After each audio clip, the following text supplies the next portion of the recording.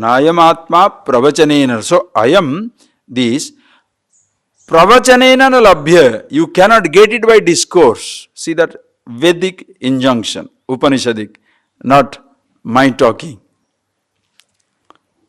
Pravachanena,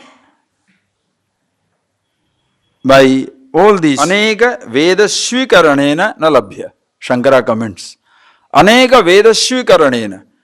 By discussing, quoting, reading, accepting all the Vedic declarations, you are not going to get it. Why?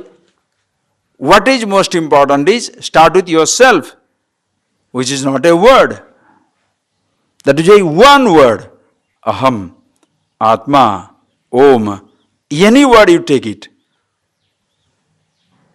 Na pravachanena labhya, not by description, just like telling. You can never ever understand silence by giving a discourse on silence. To understand silence, what discourse on silence you should hear? But somebody with all his enthusiasm gives a discourse on silence. When he stops, he talks. Are you getting that point? When he stops, that is the time, Abba, that's right. But you are so worried by the sound, you miss the silence. Because you are feeling relieved that no more talk, no more talk. Silence is lost sight of. That is how it is. Ayamatma. Na pravachanena. Yamaraj tells to Nachiketas. Knowing it, he is revealing it. See the beauty of it? Why? These words will not describe it. Listen carefully. No word shall describe the truth, but it shall differentiate it from others. That is why don't be afraid of words. You can use the words, you need not hold on to the words. Why? Because words will not describe it, but the words will differentiate, I think. No word can, please appreciate that. If you don't understand, ask me right away, I'll again explain it. Don't worry, this is not a public lecture. If you say, how do I describe silence? Listen carefully. The word silence, please, see, the word silence definitely is not associated with any sound. Right or wrong? When I say thunder, sound of the waterfall, clapping of a hand, roaring of a tiger, calling of a peacock, none of these things silence, associated with the word silence. When I say the word silence, suddenly all these sounds are negated. Then, the word itself, the name itself, silence, the name itself loses itself in what it stands for. When you say the word silence, it drowns all other sounds, then loses itself in what it stands for. When you say the word Atma, Aham Atma, it takes away Aham Deha, Aham Manaha. When you say I am the self, it takes away the body, the thought, the sense organs, all the identifications. Then loses itself, resolves itself in what it stands for, which is not a word. That is why, who are you? As Shankara saw, we saw in Vivek Chudamani, Aham Pratyaya Gochara. Aham Pratyaya Gochara. It's not Aham. It's not the Pratyaya. It is not the name. It is not the thought. But Gochara. That is revealed by this name, revealed by that thought. That is something yourself. Ayamatma. Na pravachane na labhya. Why? Because na labhya. Labhya means what, you know? Are you getting? Labhya means to be gained. The self is not something to be gained. It is already gained. Labdha.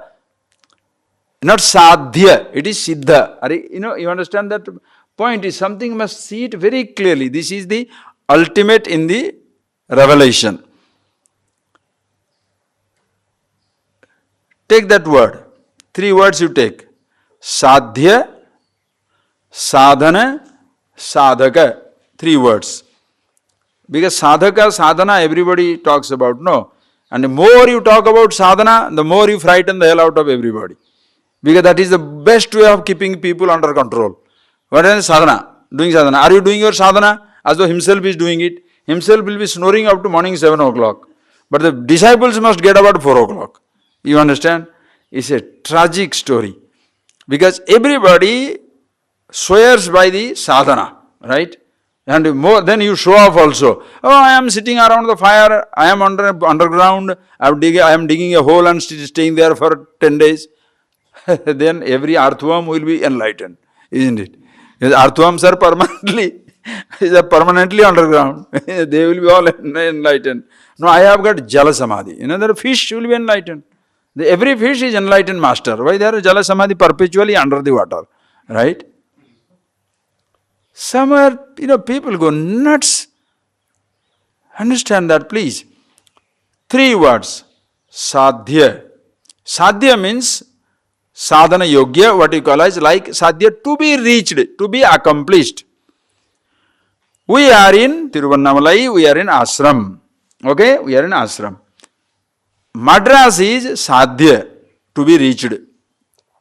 Madras is a place to be reached, sadhya. Since there is a distance between sadhaka and sadhya, I am the one traveler, sadhaka, striving. And my goal is Madras, sadhya. Are you getting the simple Sanskrit? I am a sadhaka because I have to reach, no, I am the traveler, sadhaka. Because I want to reach that sadhya, what is to be reached. So between the sadhaka, the one who is goer, and the goal, when there is a distance, sadhana is a must. Without sadhana, no sadhaka can reach the sadhya. You understand that concept? No sadhaka, no dreamer shall fulfill his dream without the necessary activity. Sadhaka, sadhya, there is a sadhana is necessary. And sadhana, what sadhana? You decide. You want to go to Madras? Yes. Exotic ways of traveling. Fly down, what is that? Helicopter. Other fellow said, no, I don't like helicopter. I like this. Nowadays, what is that? That balloon. With fire, what do they call it? Hot air balloon. Hot air balloon. I'll go in the hot air balloon. Okay, I'll go to the top of the Arunachala hills and then I'll float down in the hot air balloon. Other fellow said, no, paragliding. I'll go paragliding. I'll go there. Exotic sadhana. Other fellow says, no, these are all materialistic indulgence. I shall roll. From Tiruvannamalai to Madras, I shall roll. And my whole body must be, right? Other fellow says, I shall walk with some thorn on my body or some nonsense. You see that people coming to different types of temples and other things, without shoes, without things, poor things. The fellows, those who put him into that type of nonsense, they should have a special place for suffering. Thousands of people are destroyed. Anyway, poor things feel great because they are torturing themselves. These are all exotic sadhanas because you have to go there, right? So same thing person now thinks, listen carefully. The person thinks, I am, the ego is a sadhaka. Why? Sadhaka wants to reach sadhya. What is sadhya? Brahman. Atman, Brahman is the sadhya. Truth is sadhya. God is sadhya. Moksha is sadhya. Therefore, there is a distance between the mumukshu and the mukti. Between the person who is desirous of liberation and the liberation. So since that is the idea given to him, you are the seeker of the truth and there is a truth away from you. Therefore, you should do sadhana. Begins the never-ending journey. The deception of the highest kind. Exotic trips. Hold your nose. Put your head on the water. Bury yourself underground. If you can fight with a raging bull, it will be excellent. Or put fire all sides. From the top also put some fire on your head. Sort of nonsense. Fast for so many days. Don't talk at anybody. Don't talk with anybody. Look at the wall and stay for 30 days. Longer the better. Your sadhana, everybody will talk about it. Your madness, nobody shall know. When you die, you shall be buried quietly. That you have gone nuts, the world will not know about it. But they highlighted your punishment. Understand, friends, you must see. Because you make mukti, freedom, a goal. That is where the Vedanta Upanishad comes so beautiful. There is no distance between who you are and what you want to be. Atma is not sadhya, siddha vastu. Siddha means eternally accomplished. You are what you want to be. You want to be happy? Yes, you are the happiness.